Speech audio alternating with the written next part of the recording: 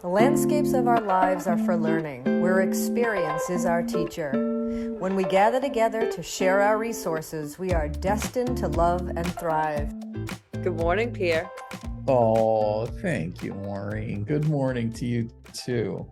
Hey, you sent me this thing on attachment, like, and it was a whole, not attachment. It was like everything related to all the different nerves and brain and body, and like it's like the plumbing and the routing of all our emotions and thoughts and how they're connected.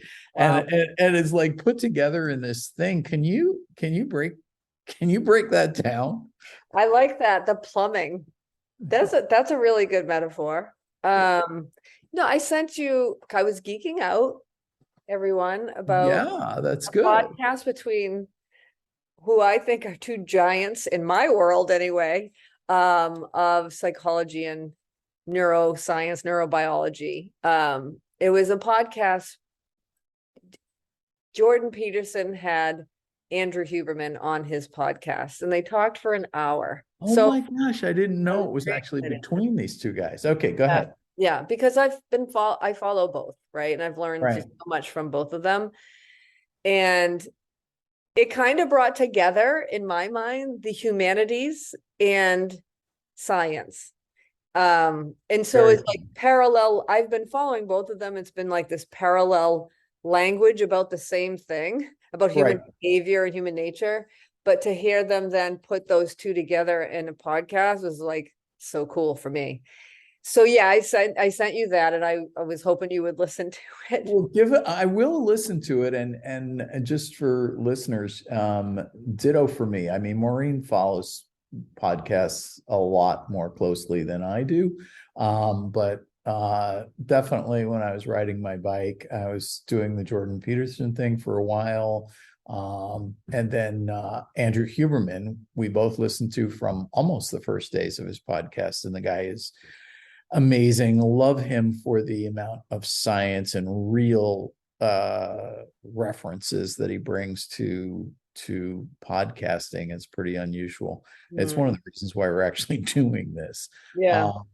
Right. We want to make it more accessible. Like, we're kind of taking what we've learned and trying to make that even more accessible to people, to turn people on to it if you want to dig deeper and go listen and learn. But I take the info and try to make it useful for clients too. Yeah. So Huberman said that the insula is going to be the most talked about thing in the next 10 years. Can you get us there and break down this plumbing system starting at the body?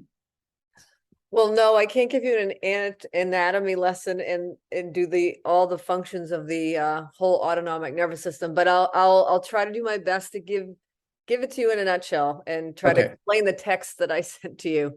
Right. Yeah, the insula, and this is my summary of things that are way more complicated than what I'm about to say. Just put that out there.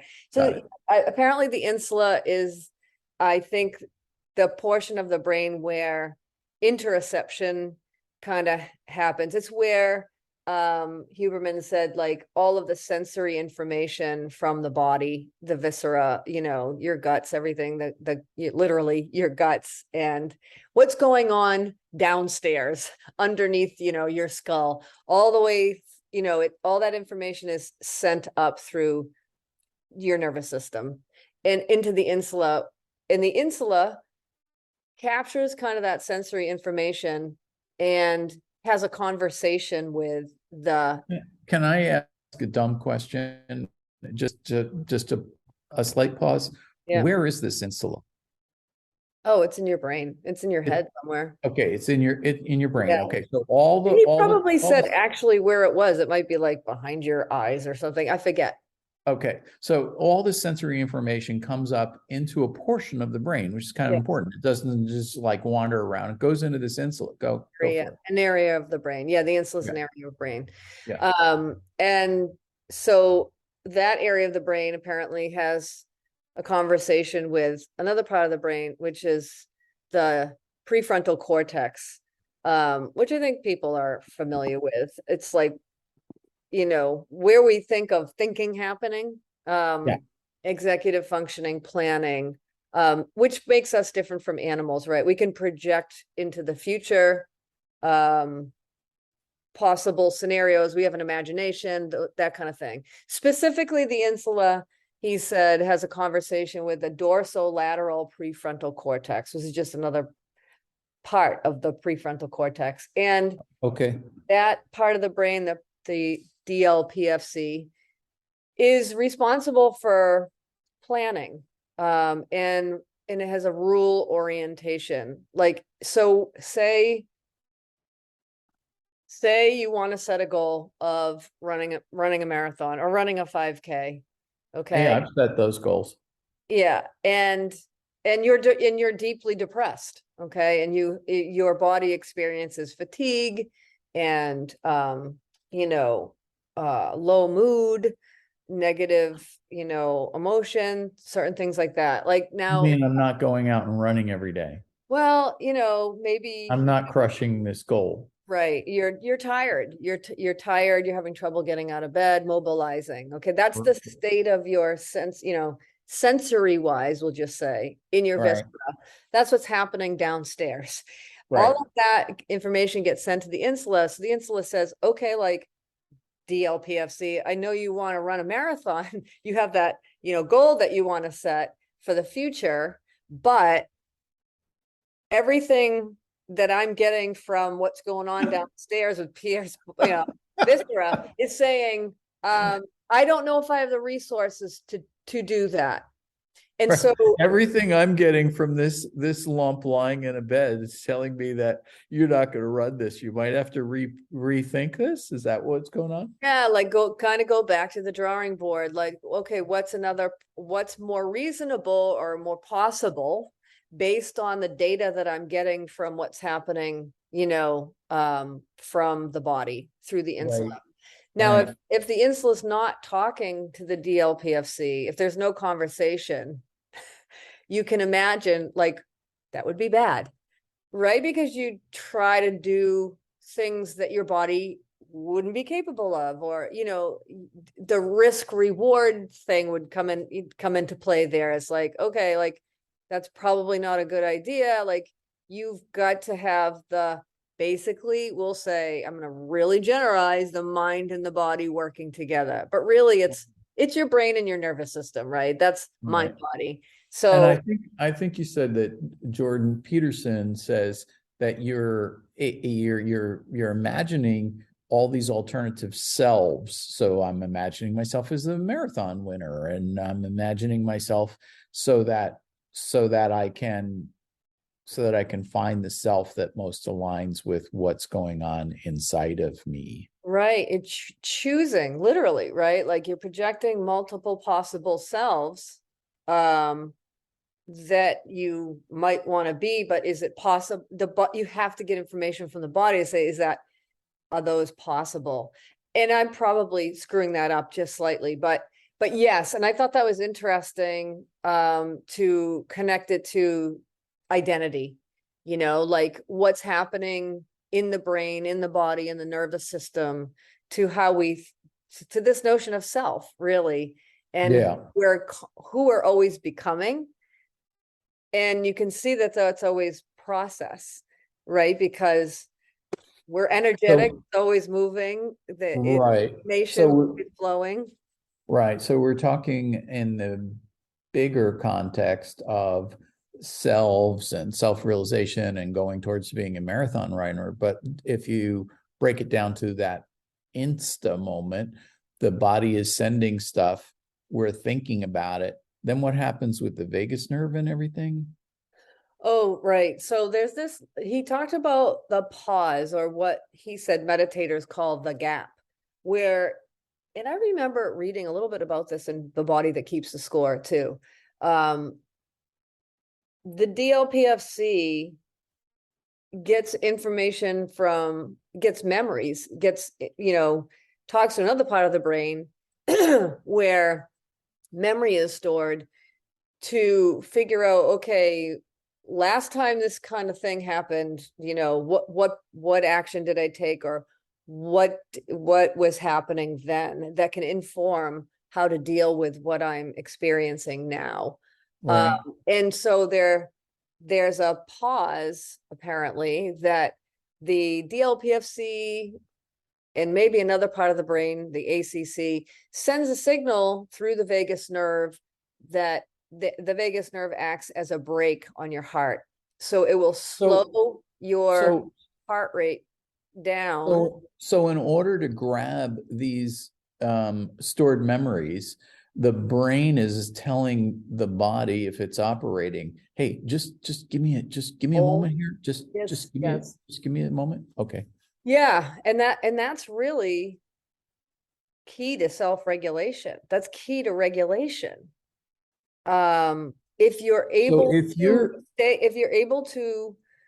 if you're whatever, that part of your brain has been trained and learned, over time, since, probably even before you were born or when you were born, to do that, to be able to have that pause and send the information through the parasympathetic nervous system, through the vagus nerve, to slow heart rate and regulate.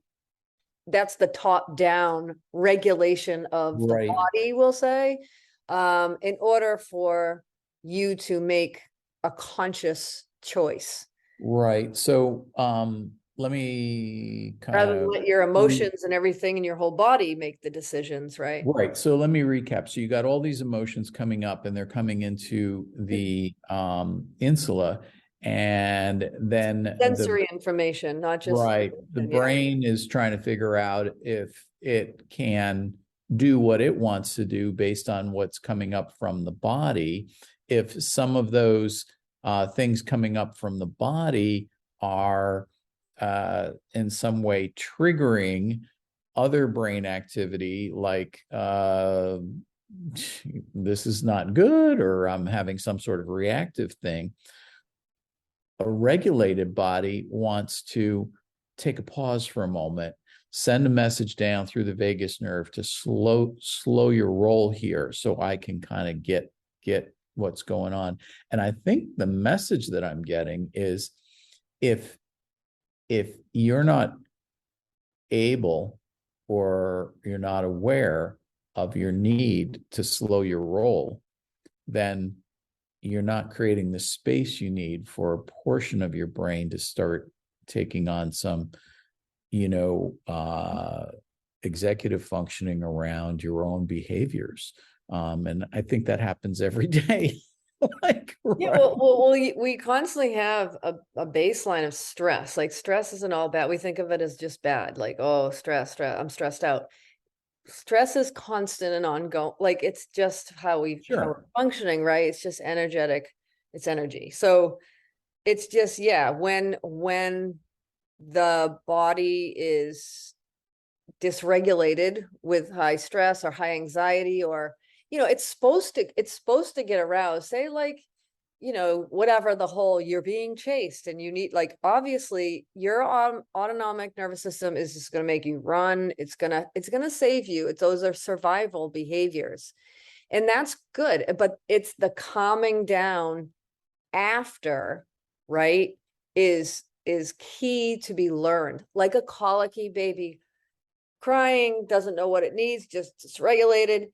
The mother is basically like, I'll say, like, massaging the vagus nerve, like teaching the child to soothe, to calm by her own calm. Kids borrow from their caregivers their DLPFC and that ability to pause, because their PFC isn't grown yet, right? So they're all body. And that's the attachment, that's the attunement, that's how we learn self-soothing, self-regulation, only through others. Right? Like, it's, I think this is really interesting for some people, and maybe it's everybody. We attune ourselves to somehow seek what we don't have. And if you didn't have this self-regulating from your family, sometimes you're trying to seek it through other social relationships that you find. And it's so healthy to be able to meet. I was just vacationing with my daughter. It was great to be in her household and see how peaceful it was. I went to be with some friends. These are friends that I know and I took walks with, but I never lived with them. I never, stayed in their house for a few days, but I had that opportunity and there was such peace there. And it was just so interesting to see how other people live when you go and are able to be in their house. And it's a beautiful thing. Yeah. There's a lot of different ways to live. And yeah, and just like your body feels that peace, right? Or we'll say calm, regulation, like that state of like the stress is managed, there's balance there, and then, it's always teetering up and down, and we're so like our bodies are attuned to that subconsciously, but you can become more aware of that with this education, with knowing like this is what's happening. I remember talking to a girl and she said, I walked into the room and certain family members were there and I just all of a sudden got like I had a weird feeling. That happens to people all the time. That's your nervous system, what Stephen Porges would call neuroception. It's your body's doing a lot of thinking and sensing below your conscious awareness, which I think the education piece is so cool because it's just expanding your awareness of like, oh, what is that? What is happening? And so we talk about the DLPFC and the insular and blah, blah, blah, if you want to, know all of that. But like, this is explaining, in science, neuroscientific or neurobiological terms, what's happening and how we function as humans right out of the womb and further on. To me, I'm excited about it because I find it so interesting. But you're excited about it. Well, what I love about is not just like learning the science and stuff, but then like actually seeing it unfold in my personal relationships, my own. I think that's the gift. I think that's the gift that you bring to your clients. One of the gifts you bring to the podcast and the world is, your excitement and your ability to see these things in a practical and explain them in a practical way. It's such a big part of learning when you can boil it all down. It's not just science on a piece of paper, but it's real life, like real connection. Yeah. And honestly, Pierre, like the education, like teaching people about this, it relieves so much shame and anxiety, because if you think about anxiety is just like confusion and not knowing and not understanding what am I experiencing, like, and it's scary when you don't know. So number one, knowing more I hear about that this is can be anxiety reducing. And also people are ashamed of their behavior. Like, why do when I walk in a room, I feel like my heart is in my throat? What's wrong with me? There's nothing wrong with you. Like, this is what's happening. Yeah. Well, what you're saying there, use the word I, and I've done a fair amount of therapy and, I can't really remember any time in therapy where I wasn't talking about myself or other people. And what you are doing is so helpful because the I is not I. The I is pieces of me that have gone together for a variety of reasons, and I'm experiencing my nervous system. And then there's another portion of me. And so I get to break down me, and I don't have to wear that cloak of shame or, worry about my behavior. Why am I like this? Well, there's a lot of pieces of you operating here, and let's start to think about those pieces and get a handle on that, and then you can, come up with control. You were talking before about meditation and the pause, which is a big part of meditation, and ultimately it's kind of it just gets bigger a little bit, the pause. Yeah, for people who find it difficult to meditate, it's just simply hard to be with yourself and just sit, in that space. And probably, it's the regulation piece. Like maybe you're not regulated enough to be able to sit. This is the stress and the inner stuff that's going Right. Well, we talked about, senses coming up and then having the ability to break the feedback to the body, so that the mind can, have some space to consider. And one of the things that's hard for meditators, it's hard for me, is sitting there long enough to experience slowing down. And the mind is, in my mind, it's wanting to get up and do something, and questioning what I'm doing by not doing anything. So it's just that's why a lot of people can't meditate. There's a big problem really with this whole mindfulness, sit and meditate. Yes, but like, no, not like it can really, and then people who are struggling because they're, say, people with trauma usually disconnected from their body. Like they don't know what's going on. Maybe something's wrong with the insula. Maybe it's just overwhelmed with information and there's, you're in fight flight the whole time. You don't even know it, right? It's just, that's who you are. That's who you understand yourself to be.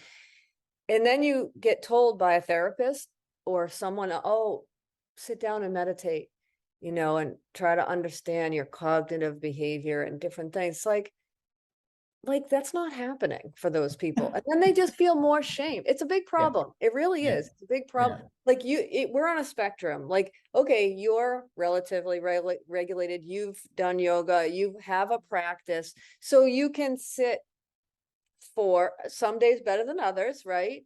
You can for a period of time. So many people can't even get on that map. Like they're just not, that's where they are on that spectrum. And then you got the yogis who can sit for hours and whatever, right? It's an important thing that you brought up, because there is basically what we were just talking about, the connection of the body and the mind.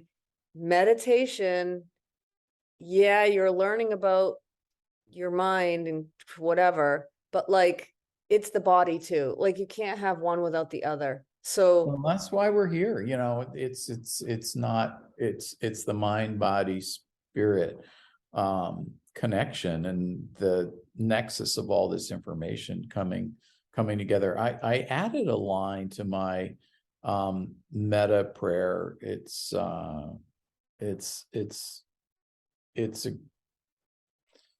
It's a prayer that you pray for yourself, but you then pray for everyone else, and then you pray, for your enemies and just all sentient beings. Right. One of the lines I added was, "May I come to my senses." And the first sort of cut of that might look like, oh, well, I hope my mind gets right. But actually, the deeper part of it, which also connects to that statement, is, may I really understand what my body and my senses, and kind of integrate myself, because we are very brain centric in this society, and it's disbodying. Yeah, that's just, I don't, that's the trend, right? That's how it's been. That model of the mind is the computer and computation and so forth. You can see it's developed over the, last couple of centuries. But yeah, you're right. I think a lot of people just, it's like that panic and anxiety loop of they feel sensations in their body, and it's alarming. It's immediately alarming, and then that gets patterned in, and it's almost like you're alien to yourself, or you're afraid of your own inner workings, and and then of course, what do? We go to doctors, someone outside of us who tells us, oh, well, you need this to make that sensation go away. And I'm oversimplifying here because it's not all, Sure. But by going to, say, a doctor, and I'm really oversimplifying, and getting a pill to make that pain or sensation go away to feel better, because I want to feel better all the time. We miss out on trying to understand what's going on inside of us, and building distress tolerance. And I think that's the relationship we have with the body. That's one of the relationships we have. The body is like, things go wrong in it needs to be fixed, or I have pain, make it go away. And that's our relationship. Like, we can have such a fuller, more intimate relationship with what's happening, rather than just one of fear and avoid and make things go away and feel good or bad, or it's like so much more subtlety. And I think other cultures, right, like Indian culture, Asian culture, is like they've cultivated more a different relationship. Here's the thought, body, right? Yeah, here's the thought that I had the other day.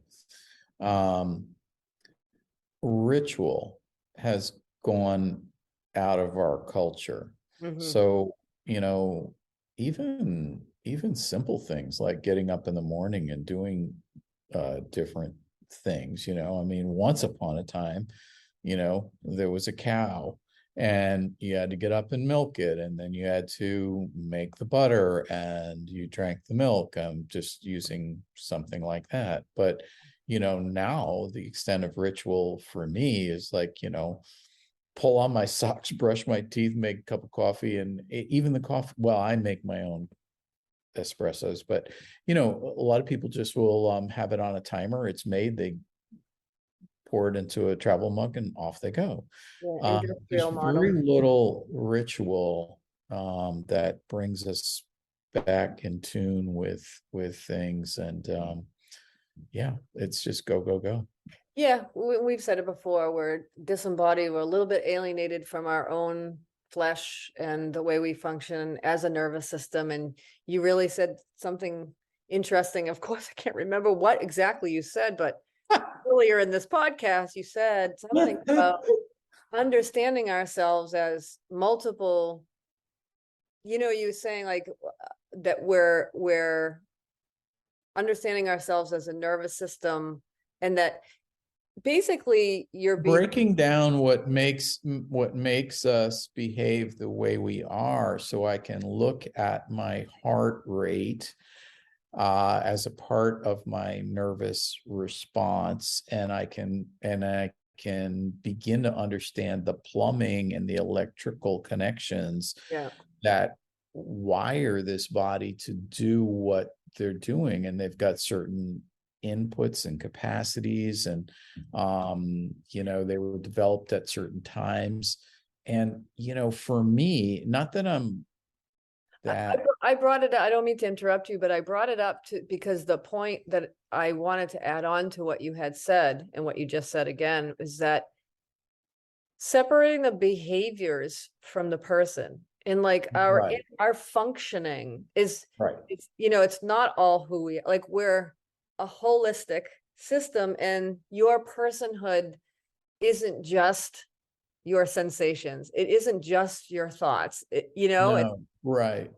But well, let's just take that for a moment. Separating the behaviors from the person, absolutely so important. And I think I've told the story on the podcast before about a pastor who had to deal with somebody who murdered somebody, and they had to separate out the behavior from the person. But to take that one step further, it's very difficult because the behavior is part of the person. But if you can break that behavior down for your own self to that moment when, oh, this is happening inside of my body. And for me, I need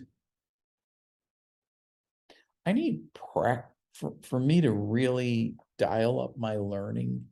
I need practical information. Like, oh, just like you were saying about, oh, the therapist says go out and meditate. So, oh, separate the behavior from the person.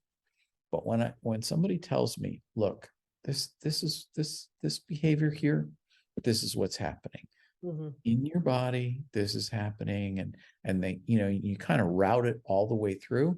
That's something I can get my self around. We ask ourselves, like, why am I behaving? Like, why did I do that? Like, why did don't we? Why did I draw that conclusion immediately and think it was only that? Or why did I wince in pain or feel disgust or walk into a room and feel funny? Like, that's the curiosity piece. It's like, and I think because we're so busy out here in that industrial model of life, we're not attuned and tuning into those little subtle, how much our body is really moving us through the world and the reason why we are behaving as we are. And I just think if you know a little bit more about how you automatically function in your autonomic, in your nervous system, and that's why I love Huberman and all that information, because it's just enlightening, literally, right? It is. You learn more about who you are, and then you learn about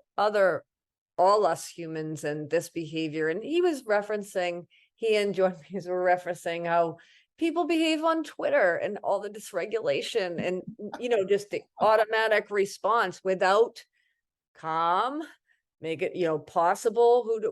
Do I want to say that and put that on Twitter is that in line with my future self that I would like to be as a person of integrity? Or am I just going to react automatically and reactively, and you know what I mean, and not live my values and be the person that I would like to be? It's just so interesting how they connected the science to just those real world everyday examples. That sounds like a great conversation. I'm gonna have to tune into it. Jordan Peterson and Andrew Huberman, fantastic. Just those two interesting guys, and the fact that they can be so connected, but they are from very different kind of spheres. We share a lot in common too. They're both university professors, and they talked about that at the beginning. Yeah, I mean, I think Jordan Peterson's entree into popularity has been his kind of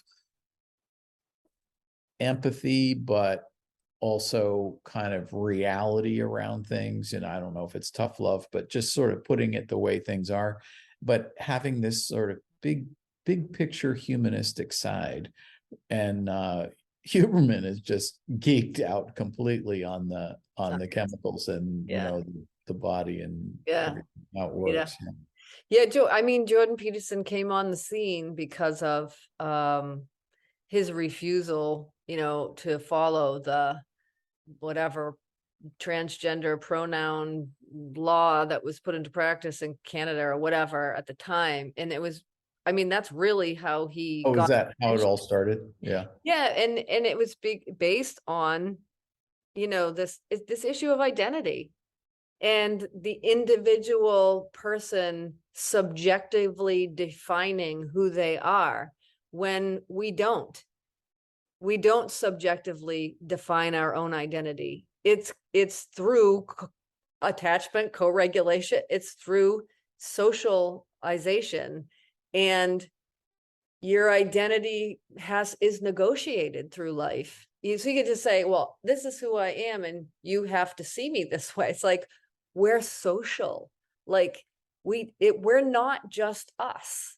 Like we're shaped by our caregivers, as we just discussed, and we're deeply, deeply embedded socially.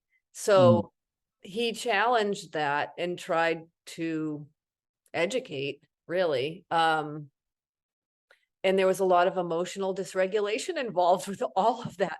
People protesting and just lots of feelings, and you see it, right? You see it everywhere. And at the end of their podcast, they talked about that as like socially, we're seeing this and anxiety in society, and it's beginning to be the dog biting its own tail kind of situation. I don't know if you've seen the sort of Twitter situation, which is hilarious. I mean, Elon Musk is going to buy Twitter, and Twitter says, no, you can't buy us. And then Elon Musk says, well, maybe I'm not buying Twitter. And then Twitter says, no, you have to buy us. And then we have the giant lawsuit. And now he is buying them, but he's apparently going to fire like 75% of the people working there. This is an incredible meme or video that was taken. I think it's accurate. Of somebody walking around the Twitter offices and like, well, here's the latte machine. I'm going to take a meeting now, and then I'm going to do this. I'm going to do that, and we're just going to have to see what falls out of this. New ownership at Twitter. It's just going to be. It's just I don't know what it's going to be. I have no idea. This is all connected to free speech too, which is also what Jordan Peterson, it's all the same subject of free speech, and the state telling me I have to call people by certain pronouns, and that was right. It's all that, and so I know there's a lot of that with Twitter. But I've also seen recently a lot of stuff with Disney. Have you been? No, I haven't been following the Disney thing. No. I've as you know, I've backed away from news articles, which is not to say I don't read them.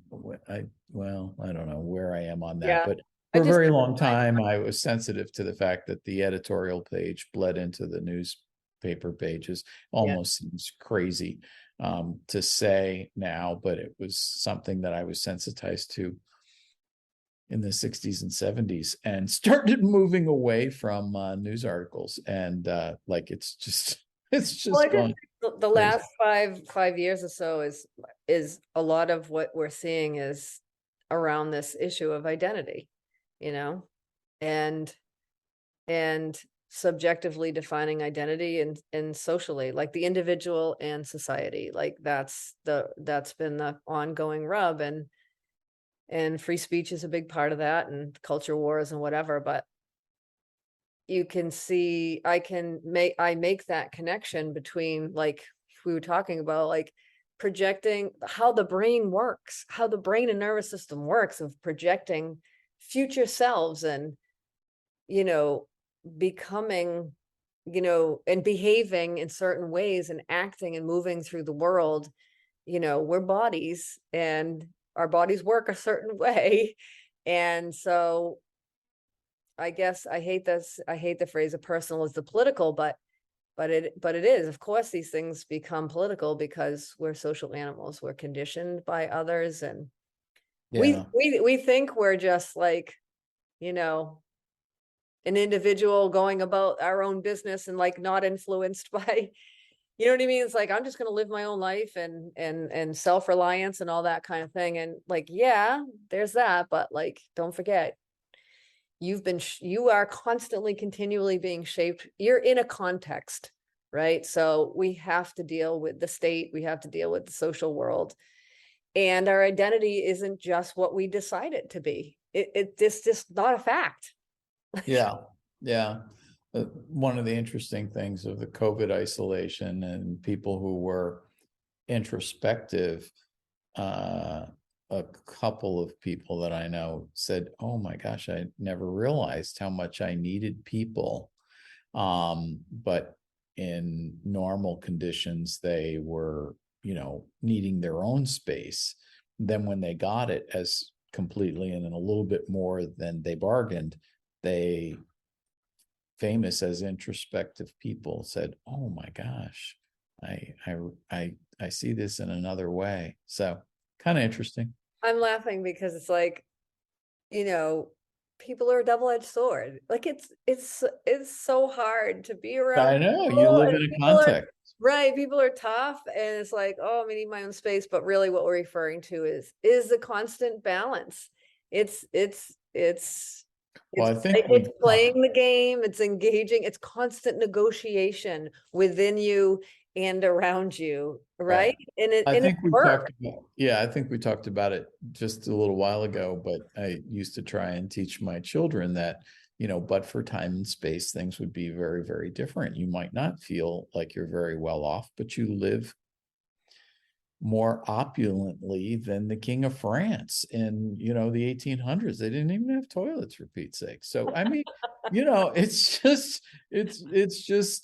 just something that we forget every day because we're, it's like the fish in the water. You don't realize how much you're given and Yeah, how don't things change. you've talked about it before, like the stress that your kids are under with their job and the pressure, and jobs. And it's just an example of like life today.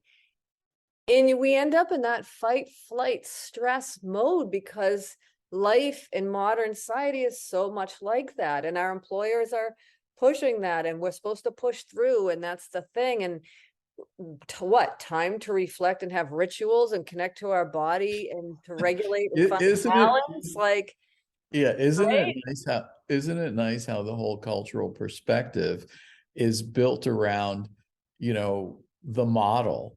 So yeah, we're supposed to push through because the culture is to produce, but hey, maybe some balance here and little broader terms for our culture to, you know, Well, you said take I was to finish, like we end up in fight flight, which then prevents us from taking perspective, right? Back to the insula talking to the DLPFC, right. No, very good. taking Very good. perspective because of the level of dysregulation and the level of stress. It's just, you can see it in society. Like our society has created this Right. situation. If you can't regulate, if you can't create that pause, then your your the way your body works and is wired is going to be hijacked by society. And I Fight just flight. You're going to stay I in just fight flight to I survive. just I just wrote a letter to a dear friend. Um and it had to do with politics, actually. Just in the sense that I feel so sad. My heart goes out to people because it's really clear that there are different sides to politics in the United States right now, and the buttons are being pushed, and people feel sad or they feel afraid or scared or different things. And rather than, we were talking about the news, rather than, finding a balanced perspective and bringing facts to the table, a lot of the media, which are set up to, you know, uh, cater to their audience. Yeah. And now that we've got a little bit more divide, it just it's just dysregulating a lot of people's systems, and it's a more part of our life now in politics, which used to be the public arena where we kind of talked about things and had differences of opinion and kind Now of came there's, yeah, together.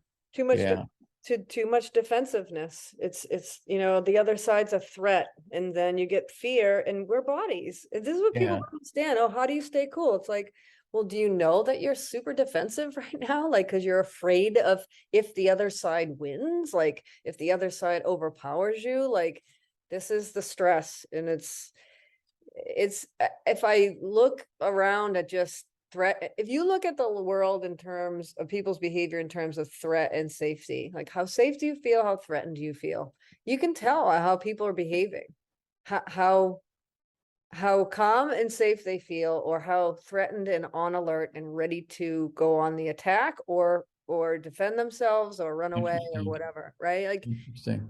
yeah. Yeah. And you can feel that. I mean, if you tune into that, you can really feel it. Yeah. Yeah, I think you're right. Yeah, I think you're right.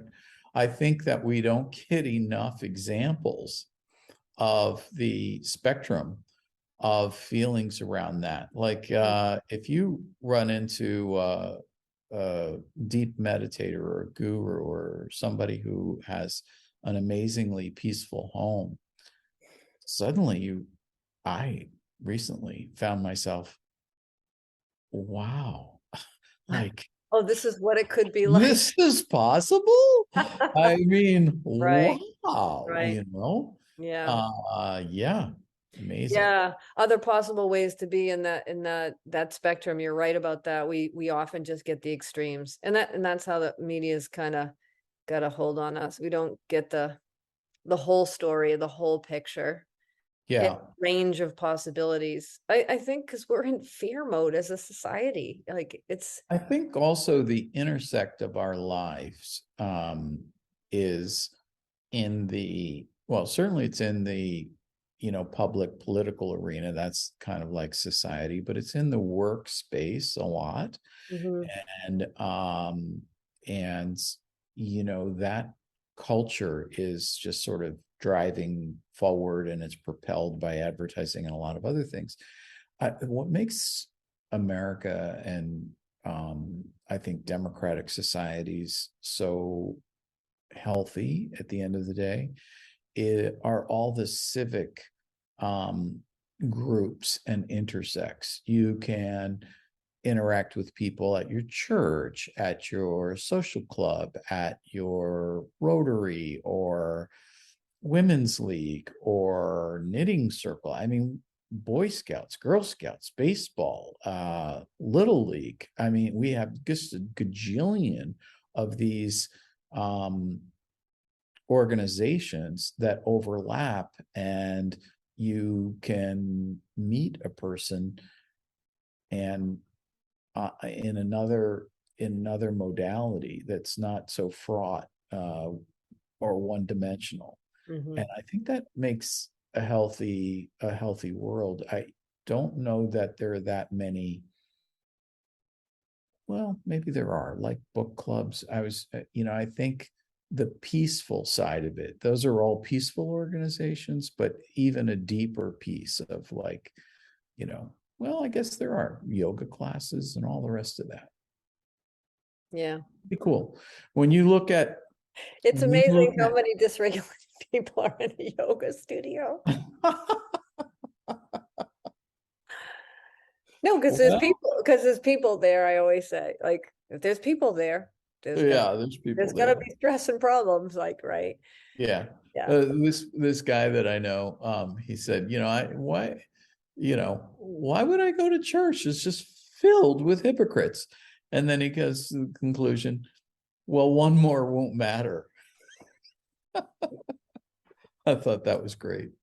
Yeah. Well, listen, we've been kind of chatting, and it's been nice to do that. Maureen has been involved with lots of studies to complete her exam for um, her mental health counseling license, and um, Yeah. yeah, so And glad. I think that was a long and winding conversation, but really it touched on all the major points in Elizabeth Stanley's Widen the Window.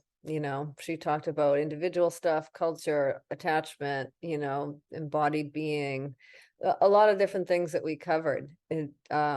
So just to throw that out there, I know we already talked about that book, but we can put that link in the show note again. Yeah, would In love the to. in the link to the Huberman and Peterson podcast. There'll be another one. There'll be more of those coming up between those two. Oh, is that right? Yeah. That'll be good. Does Huberman get a chance to talk? Oh, he talked more than Jordan Peterson, believe it or not. But Oh, that's right, good, two of them. yeah, when left to his own devices, Mr. Peterson can kind of ramble on. Yeah. Oh, and Andrew Huberman loves to talk too. Like, he's Yeah. no slouch. No, they did well. They did well That's together. good. It's so funny that you brought that up, because I did know, I was attuned to that between them as well. Yeah. It's funny. Well, all right. I think I'm gonna just put a wrapper on this and say this is Pierre from Yoga Heals. We're glad you're following us here, and peace through grace. Who's following us? Nobody's following us. Maureen, I just laughed. Maureen, Landscapes for Learning, live to learn and learn to live. Learn to live and live to learn. Yeah, I like it that way better. All right. All right. It's a wrap. Wrap.